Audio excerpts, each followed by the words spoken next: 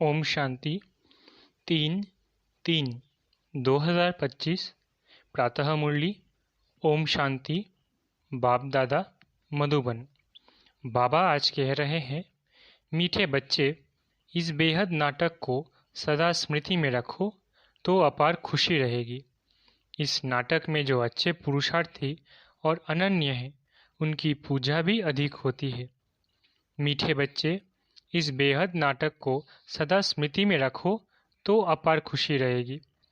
इस नाटक में जो अच्छे पुरुषार्थी और अनन्य हैं, उनकी पूजा भी अधिक होती है। प्रश्न: कौन सी स्मृति दुनिया के सब दुखों से मुक्त कर देती है? हर्षित रहने की युक्ति क्या है? उत्तर: सदा स्मृति रहे कि अभी हम भविष्य नई दुनिया में जा रहे हैं।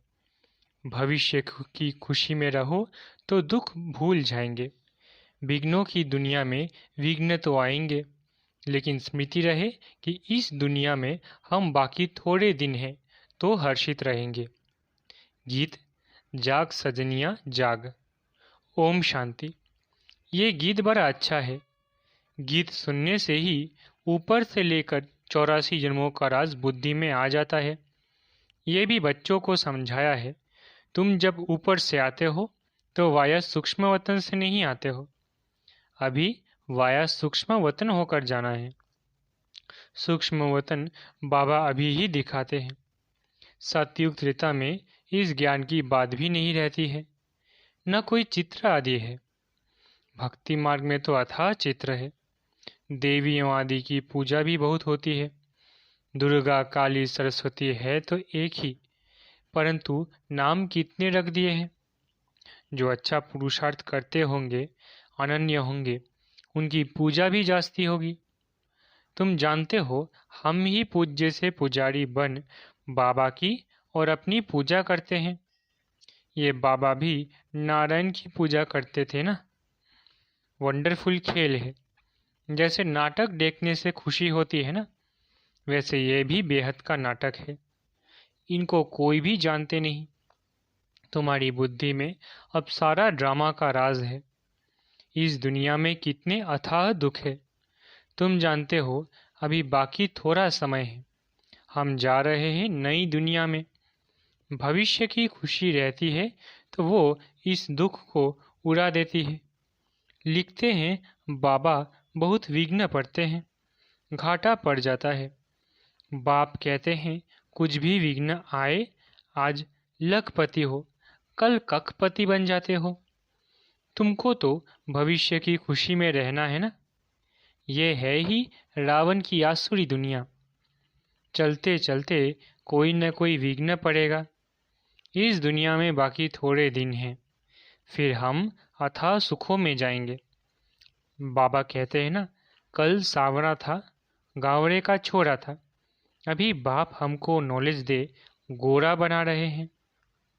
तुम जानते हो, बाप बीज रूप है, सत है, चैतन्य है। उनको सुप्रीम सोल कहा जाता है। वह ऊंच से ऊंच रहने वाले हैं, पुनर्जन्म में नहीं आते हैं।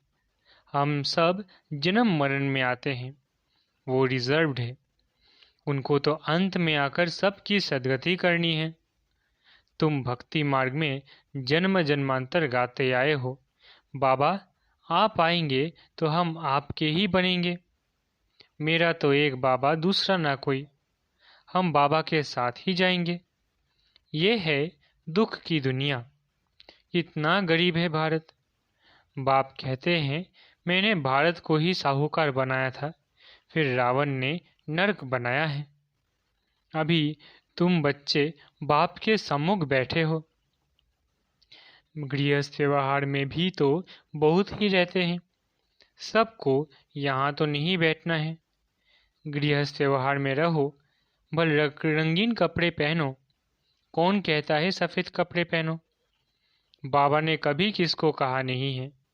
तुमको अच्छा नहीं लगता है तब सफ़ेद कपड़े पहने हैं।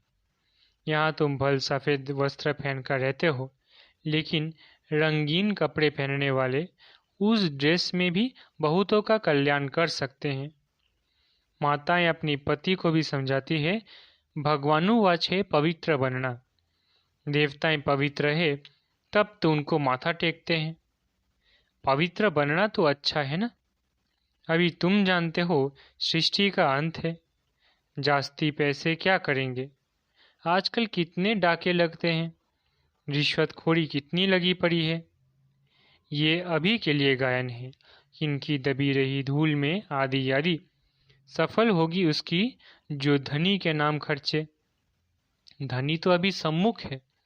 समझदार बच्चे अपना सब कुछ धनी के नाम पर सफल कर लेते हैं।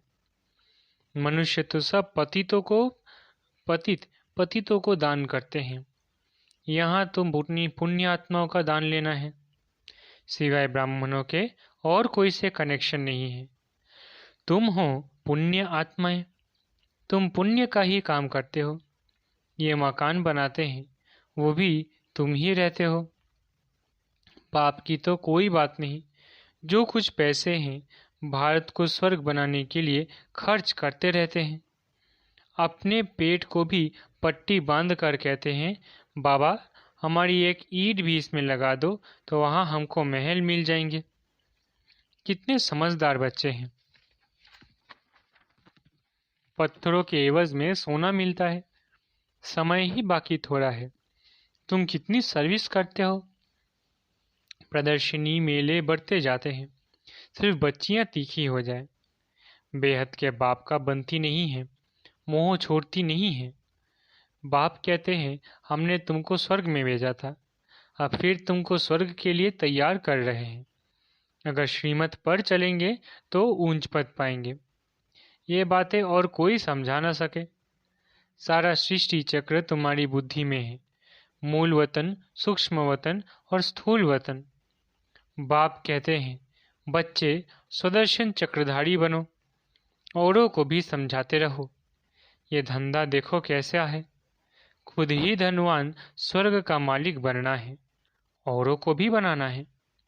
बुद्धि में यही रहना चाहिए कि इसको रास्ता कैसे बताए। ड्रामा अनुसार जो पास्ट हुआ वो ड्रामा, सेकंड बाय सेकंड जो होता है उनको हम साक्षी हो देखते हैं। बच्चों को बाप दिव्य दृष्टि से साक्षात्कार भी कराते हैं। आगे चल तुम बहुत साक्षात्कार करेंगे। मनुष्य दुख में त्राही त्राही करते रहेंगे, तुम खुशी में ताली बजाते रहेंगे। हम मनुष्य से देवता बनते हैं तो जरूर नई दुनिया चाहिए, उसके लिए ये विनाश खड़ा है। ये तो अच्छा है ना। मनुष्य समझते हैं आपस में लड़े नहीं, पीस हो जाए बस। परंतु यह तो ड्रामा में नूंद है। दो बंदर आपस में लड़े, मक्खन बीच में तीसरे को मिल गया। तो अब बाप कहते हैं, मुझ बाप को याद करो और सभी को रास्ता बताओ। रहना भी साधारण है, खाना भी साधारण है, कभी कभी खातिरी भी की जाती है। जिस भंडारे से खाया, कहते हैं बाबा ये सब आपका है। बाप कहते हैं ट्रस्टी होकर संभालो। बाबा सब कुछ आपका दिया हुआ है। भक्ति मार्ग में सिर्फ कहने मात्र कहते थे। अभी मैं तुमको कहता हूँ ट्रस्टी बनो। अभी मैं सम्मुख हूँ, मैं भी ट्रस्टी बन फिर तुमको ट्रस्टी बनाता हूँ। जो कुछ करो पूछ कर करो। बाबा हर बात में राय देते रहेंगे। बाबा मकान बनाओ, ये करूं, बाबा कहेंगे भल करो। बाकी पाप आत्माओं को नहीं देना है। बच्ची अगर ज्ञान में नहीं चलती है, शादी करना चाहती है तो कर ही क्या सकते। बाप तो समझाते हैं तुम क्यों अपवित्र बनती हो, परंतु किसकी तकदीर में नहीं है तो पतित बन पड़ते हैं। अनेक प्रकार के केस भी होते रहते हैं। पवित्र रहते भी माया का थप्पड़ लग जाता है, खराब हो पड़ते हैं। माया बड़ी प्रबल है, वो भी कामवश हो जाते हैं। फिर कहा जाता है ड्रामा की भावी। इस घड़ी तक जो कुछ हुआ कल पहले भी हुआ था, नथिंग न्यू। अच्छा काम करने में विघ्न डालते हैं, नई बात नहीं। हमको तो तन मन धन से भारत को जरूर स्वर्ग बनाना है। सब कुछ बाप पर स्वाहा करेंगे। तुम बच्चे जानते हो हम श्रीमत पर इस भारत को रूहानी सेवा कर रहे हैं।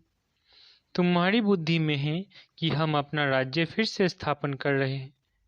बाप कहते हैं ये रूहानी हॉस्पिटल कम यूनिवर्सिटी 3 पैर पृथ्वी में खोल दो, जिससे मनुष्य एवर हेल्दी वेल्दी बने। 3 पैर पृथ्वी के भी कोई देते नहीं है।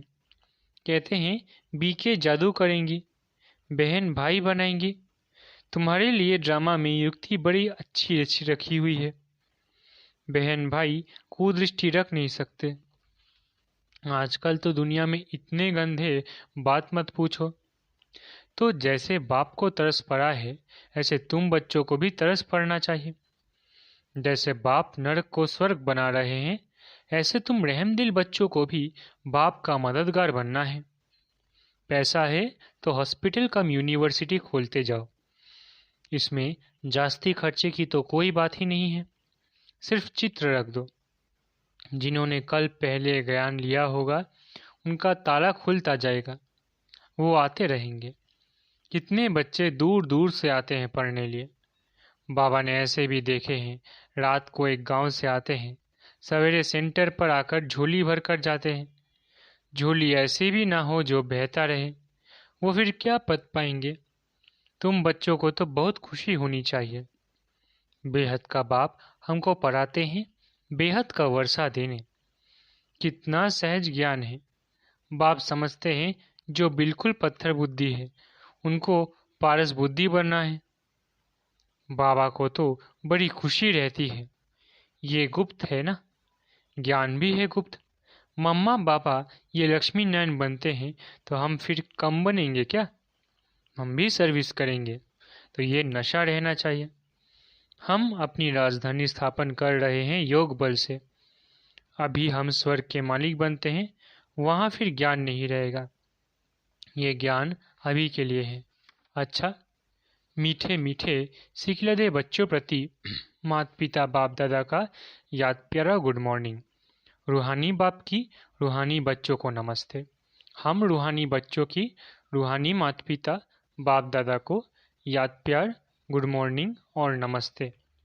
धारणा के लिए मुख्य सार। पहला, समझदार बन अपना सब कुछ धनी के नाम पर सफल करना है। पतितों को दान नहीं करना है, सिवाय ब्राह्मणों के और कोई से भी कनेक्शन नहीं रखना है। दूसरा, बुद्धि रूपी झोली में कोई ऐसा छेद न हो जो ज्ञान बहता रहे। बेहद का बाप बेहद का वर्षा देने के लिए पड़ा रहे हैं। इस गुप्त खुशी में रहना है। बाप समान रहम दिल बनना है। वरदान, संपन्नता द्वारा संतुष्टता का अनुभव करने वाले सदा हर्षित विजयी भव।